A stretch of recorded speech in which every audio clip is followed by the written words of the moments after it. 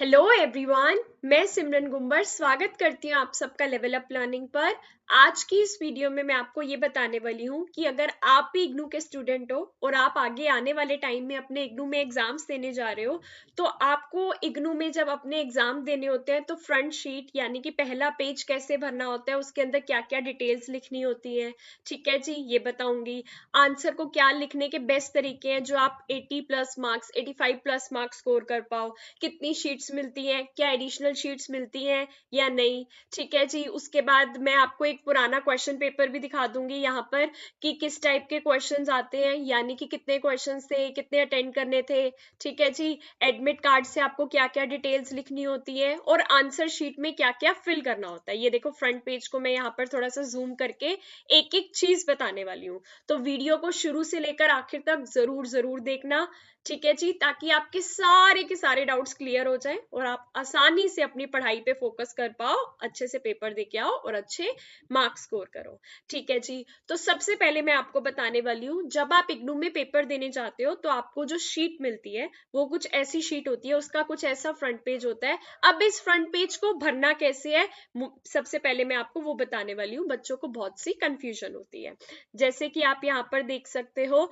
सबसे पहले यहाँ पर आपको अपना इनरोलमेंट नंबर भरना है इन फिगर्स। ठीक है जी, इन फिगर्स। अब मान लो ये आपका एडमिट कार्ड है, आपके एडमिट कार्ड पे यहाँ पर ये आपका इनरोलमेंट नंबर लिखा हुआ है ना, ये मैंने आगे से थोड़ा सा हाइड कर दिया है, तो यही वाला आपको अपना इनरोलमेंट नंबर यहाँ लिखना होता है।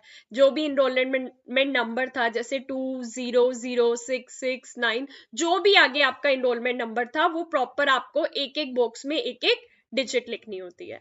ठीक है जी, उसके बाद enrolment number in words, enrolment number को शब्दों में लिखना है। ये 2 है तो यहाँ छोटा छोटा लिख दिया TWO2। ये 0 है तो ZDRO 0, ये 0 है ZDRO 0, 669, ऐसे जो भी आपका इनरोलमेंट नंबर है यहाँ फिगर्स में लिख दिया, यहाँ पर फिगर्स में लिख दिया आपने। ठीक है जी, यहाँ पर आपने फिगर्स में लिख दिया, यहाँ वर्ड्स में लिख दिया। उसके बाद नीचे आपको एग्जामिनेशन सेंटर कोड लिखना होता है। देखो मैं इसमें साथ साथ सारी टिप्स एंड ट्रिक्स भी बताने वाली हूँ कि क्या अच्छे तरीके हैं, कैसे शीटों पर कितना कितना लिखना है ताकि अच्छे मार्क्स आ सके। अब देखो ये बच्चा मास्टर्स का बच्चा था और इसको देख लो आप, 100 में से 87 मार्क्स मिले हुए हैं, मतलब ऑलमोस्ट 90 के पास ही पहुंच गया ये बच्चा मास्टर्स में। आपको पता है कितना मुश्किल होते हैं इतने ज्यादा नंबर देने, तो इसकी भी आंसर शीट हम प्रॉपर दिखाएंगे। एग्जामिनेशन सेंटर कोड कैसे पता चलेगा, अपना एडमिट कार्ड देख लेना, यहाँ पे एग्जामिनेशन सेंटर कोड लिखा हुआ है। ठीक है जी, अब यहाँ पर एक क्या कहते हैं बॉक्स कम था तो GS एक साथ लिख दिया, बाकी जो डिजिट्स थी वो एक एक बॉक्स में लिख दी। आप भी ऐसे लिख सकते हो।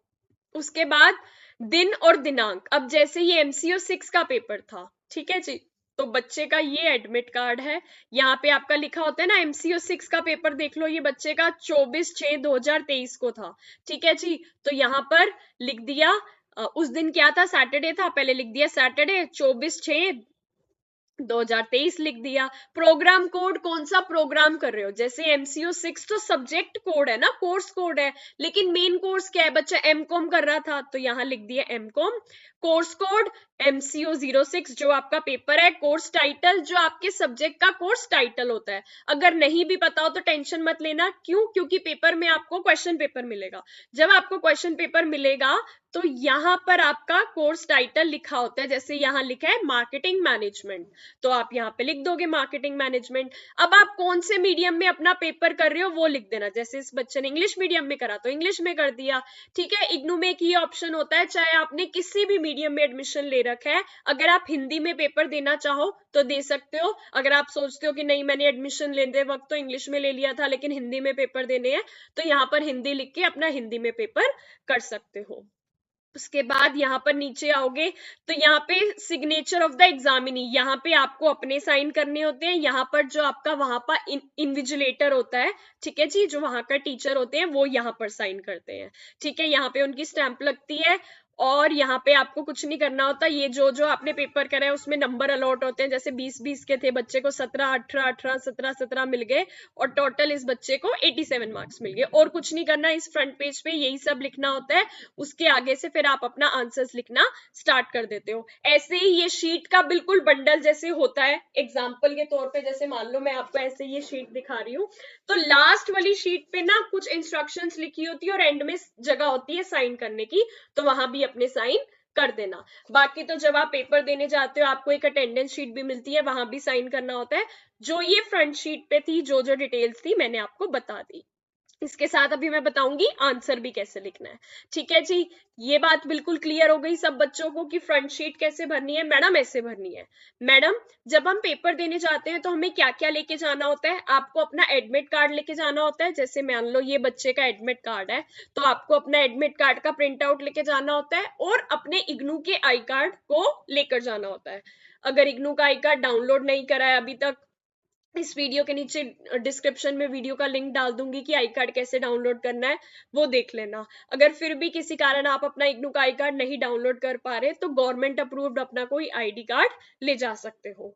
ठीक है जी, ये पता चल गया पेपर में क्या क्या लेके जाना है। एडमिट कार्ड, इग्नू का आई कार्ड लेके जाना है। आपको ऐसे आंसर शीट मिली। अब मैम ये बताओ, पेपर जब होता है तो हमें बड़ी सी कंफ्यूजन हो जाती है, कितनी शीटें भरनी है। हमारे सीनियर्स तो कहते थे धड़ाधड़ शीटें भर के आ जाना, अच्छे नंबर मिल जाएंगे। देखो वो जमाना जा चुका है, उनकी बातों में मत आना, क्योंकि अब इग्नू में कोई सप्लीमेंट्री शीट नहीं मिलती। जो उन्होंने बंडल दे दिया उसी बंडल में आपको पूरा का पूरा पेपर करना होता है। तो मान लो अब मैंने इस बच्चे की जिसकी आंसर शीट दिखाई हुई है, अब जितना बंडल में टोटल शीट्स थी आप वही वहीं पर आंसर लिख सकते हो ना। एक्स्ट्रा शीट मिलेगी नहीं तो क्या करोगे? देख रहे हो इस बच्चे को 87 मार्क्स मिले हैं। 100 में से 87 मार्क्स मास्टर्स में मिलना बहुत मुश्किल होता है। तो ये बच्चे ने क्या टिप्स एंड ट्रिक्स फॉलो करी, मैं आपको बता रही हूँ। ठीक है जी, अब हम क्या कहते हैं कि बच्चा क्या कहता है, मैम समझ ही नहीं आ रहा कैसे करना है, क्या करना है। अब मान लो आपका ये क्वेश्चन पेपर था, आपको क्वेश्चन पेपर मिला, आपने देखा 100 मार्क्स का पेपर है, 3 घंटे मिलेंगे और अटेम्प्ट यानी 5 क्वेश्चन, जितने भी क्वेश्चन दे रखे आपको 5 क्वेश्चंस करने हैं। फटाफट से दिमाग में कैलकुलेशन हो गई, 3 घंटे मिल रहे हैं और 5 क्वेश्चन करने हैं, तो मैं ऐसा करता हूं हर क्वेश्चन को आधे आधे घंटे में कंप्लीट कर लूंगा। पहला क्वेश्चन आधे घंटे में, दूसरा क्वेश्चन आधे घंटे में, इस हिसाब से मेरा पेपर 2 घंटे 30 मिनट में कंप्लीट हो जाएगा। 2 घंटे 30 मिनट में कंप्लीट हो जाएगा, ये हमारी कैलकुलेशन है। लेकिन ये आपको भी पता है, ये मुझे भी पता है, जब हम आंसर लिख रहे होते हैं तो किसी किसी आंसर में हम थोड़ा सा भावुक हो जाते हैं, ज्यादा और गहराई में सोचने लग जाते हैं और ज्यादा टाइम लग जाता है। ठीक है जी, तो हमारे पास 30 मिनट्स तो एक्स्ट्रा है, वो वहां से कवर अप हो जाएंगे। किसी क्वेश्चन में आपने 5 मिनट ज्यादा दे दिए, किसी क्वेश्चन में 10 मिनट ज्यादा दे दिए, आपका सारा का सारा टाइम में कोई भी दिक्कत नहीं होगी, बिल्कुल कोई दिक्कत नहीं होगी। अगर आप ये सोचकर चलोगे 5 क्वेश्चन करने हैं, आधे घंटे में मैं 1 क्वेश्चन कर लूंगा। एक क्वेश्चन भी या पूरा क्वेश्चन, यानी कि कैसे, पूरा 20 मार्क्स का, 20 मार्क्स के 5 क्वेश्चन करने हैं, तो आप आधा घंटा दे रहे हो 20 मार्क्स का क्वेश्चन करने के लिए। ठीक है जी, मैम अब कितनी शीटों में कितने आंसर लिखने हैं? अगर मैं आपको ये आंसर शीट के हिसाब से बताऊं, जिन शीटों पे आपको लिखना होता है, ये सीरीज देखो 3 से स्टार्ट हो रही है क्योंकि पहले 2 पे इंस्ट्रक्शंस या ये डिटेल्स भर गई, तो लिखने वाली शीटें आपको मेरे हिसाब से, जितना मुझे पता है अभी तक, 23 शीट्स मिलती हैं। 23, कितनी? 23 शीट्स मिलती हैं, जिसके अंदर आपको पूरा का पूरा 100 नंबर का पेपर करना होता है। सिंपल सा हिसाब लगाओ, 5 क्वेश्चन करने हैं। अब आप मानकर चलो, अगर आप ये सोचकर चलते हो कि आप एक 20 नंबर का क्वेश्चन 4 शीटों में करोगे, तो 4 पंजे 20, 4 5 20, तो 20 शीट्स में आपका पूरा का पूरा पेपर कंप्लीट हो जाएगा। ठीक है जी, या फिर आप ये मानकर चलते हो तो फिर आपके पास 3 शीटें एक्स्ट्रा बच जाएंगी, लेकिन ज्यादा लिखना भी जरूरी है। तो आप ये मानकर चलो कि आप एक 20 नंबर का क्वेश्चन पूरा का पूरा 5 पेजों में कंप्लीट करोगे। 5 पेज कैसे? इस हिसाब से, ये मान लो शीट है, 1 पेज,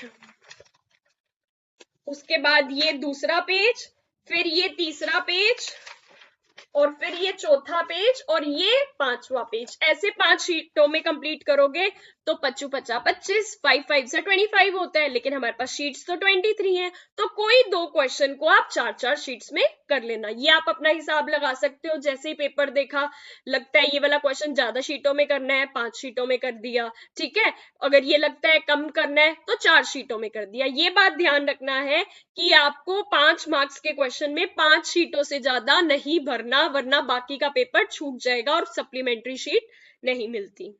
एक और बात कंप्लीट हो गई। मैम कितना लिखना है, जैसे 5 मार्क, अगर आप जैसे ये इस बच्चे का मैं दिखाती हूँ, इस बच्चे में मैं क्या करा, आपको ये भी बताती हूँ कि लिखने का क्या बेस्ट तरीका होता है। एक ब्लू पेन ले जाना, एक ब्लैक पेन जरूर लेके जाना, ऊपर हेडिंग में लिख दिया क्वेश्चन नंबर 1 कि हम क्वेश्चन नंबर 1 अटेंड कर रहे हैं। अब दिक्कत क्या होती है, बच्चों को समझ नहीं आता क्या। अब जैसे ये क्वेश्चन पेपर था एमसीओ का, तो इसके अंदर 1 2 3 4 5 6 7 8 9 टोटल 9 क्वेश्चंस थे, और ऊपर क्या लिखा हुआ था कि आपको एनी 5 करने हैं। बच्चे कंफ्यूज हो जाते हैं, मैम पहले 5 करने हैं या कौन से 5 करने हैं, बीच में से छोड़ रहे हैं तो क्या करना है।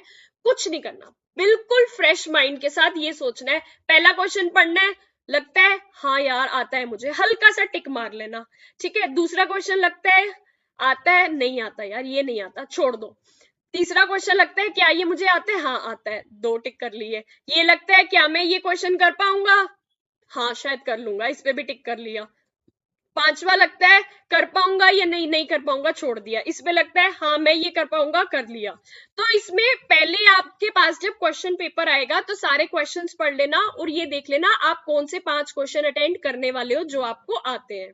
अब यहाँ पे 1 क्वेश्चन, 2 क्वेश्चन, 3 क्वेश्चन, 4 क्वेश्चन हो गए ना।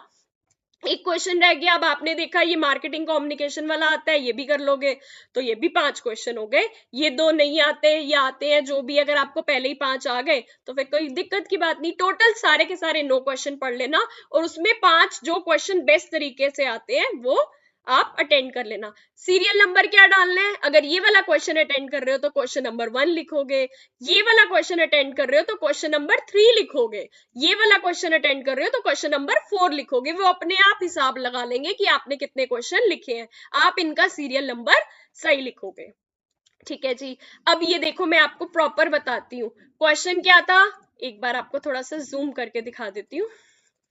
फर्स्ट क्वेश्चन था compare and contrast the concepts of marketing and selling for consumer goods. अब कह रहे हैं मार्केटिंग और सेलिंग के बीच में क्या डिफरेंस है, कंपेयर करो, कंट्रास्ट करो। How consumer orientation of all levels of company can be created, कि कंज्यूमर ओरिएंटेशन हर लेवल पे कैसे क्रिएट हो सकता है। Give examples in your support. 10-10 का क्या मतलब है, मतलब पहला जो यहां तक का क्वेश्चन था ये 10 मार्क्स का है, और यहां से लेकर यहां तक का क्वेश्चन 10 मार्क्स का है। और गिव एग्जांपल्स, जितने ज्यादा एग्जांपल्स आप पेपर में लिख कर आते हो उतने अच्छे मार्क्स मिलते हैं।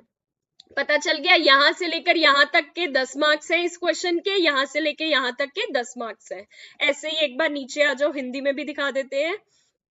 पहला क्वेश्चन क्या था, उपभोक्ता उत्पादकों के लिए विपणन और विक्रय की अवधारणाओं में तुलना कीजिए, 10 मार्क्स का। कंपनी के प्रत्येक स्तर पर उपभोक्ता उन्मुखता कैसे लाई जाए, अपने उत्तर में समर्थन में उदाहरण दीजिए, यहां से यहां तक 10 मार्क्स का, ठीक है जी। अब आपको देख लो आंसर, अब हम दिखाते हैं आपको आंसर को थोड़ा सा जूम करके। पहली शीट थी, सबसे पहले ऊपर ब्लैक पेन से हमने यहाँ लिख दिया क्वेश्चन नंबर 1 हम अटेंड कर रहे हैं, क्वेश्चन नंबर 1 ऐसे बॉक्स बना देना ताकि एग्जामिनर को पता चल गए नया आंसर अटेंड कर रहे हैं। यहाँ पे लिख दिया आंसर नंबर 1, आंसर नंबर 1 लिख दिया कि अब मैं स्टार्ट कर रही हूँ। क्या क्वेश्चन था, कंपेयर एंड कंट्रास्ट, मार्केटिंग और सेलिंग के बीच में कंट्रास्ट करना था। थोड़ा सा हमने इंट्रोडक्शन दे दिया, मार्केटिंग लिखा ब्लैक पेन से कि मार्केटिंग होती क्या है वो लिख दी, सेलिंग क्या होती है वो लिख दी, थोड़ी सी डेफिनेशन लिख दी। ये हमारे क्वेश्चन का इंट्रोडक्शन पार्ट हो गया। मेन पार्ट क्या था, डिफरेंस बताना था, टी फॉर्म में इधर लिख दिया सेलिंग, इधर लिख दिया मार्केटिंग। इन दोनों को कंपेयर करते गए कि अकॉर्डिंग टू गुड सेलर बनते हैं, ये अकॉर्डिंग टू बायर बनते हैं, 1 2 ऐसे ही सेलिंग बाइंग करते करते हमने 10 डिफरेंस लिख दिए, सेलिंग और मार्केटिंग के बीच में 10 हमने डिफरेंस लिख दिए, प्रॉपर टू द पॉइंट लिख दिए। 10 मार्क्स का क्वेश्चन हमारा यहाँ कंप्लीट हो गया। फिर हमने ऐसे हैश बना दिया या स्टार बना दिया, consumer orientation at all levels कैसे बना सकते हैं, हमने लिख दिया at all levels of company. फिर दूसरे वाले क्वेश्चन की हेडिंग लिखी, थोड़ी सी इंट्रोडक्शन ली, प्रोडक्शन डिपार्टमेंट में कैसे हो सकती है उसका एग्जाम्पल लिख दिया। क्वेश्चन में था ना एग्जाम्पल के साथ बताना।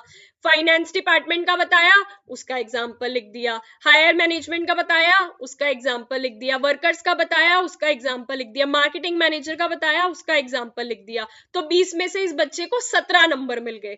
आप सोच रहे हो मास्टर्स लेवल पे एमकॉम में 20 में से 17 नंबर या 18 नंबर मिलने बहुत बड़ी बात होती है। सब पूछा था, जो पूछा था करेक्ट तरीके से बता दिया। इन द सेम वे दूसरा क्वेश्चन मान लो इस बच्चे ने कौन सा अटेंड करा था, क्वेश्चन नंबर 3। क्वेश्चन नंबर 3 में कंज्यूमर बाइंग बिहेवियर का प्रोसेस बताना है और फैक्टर्स इन्फ्लुएंसिंग, तो उसने प्रॉपर प्रोसेस बता दिया, स्टेजेस बता दिए, स्टेजेस के साथ अपने एग्जाम्पल्स बता दिए, बिहेवियर बता दिए, सब बता दिया।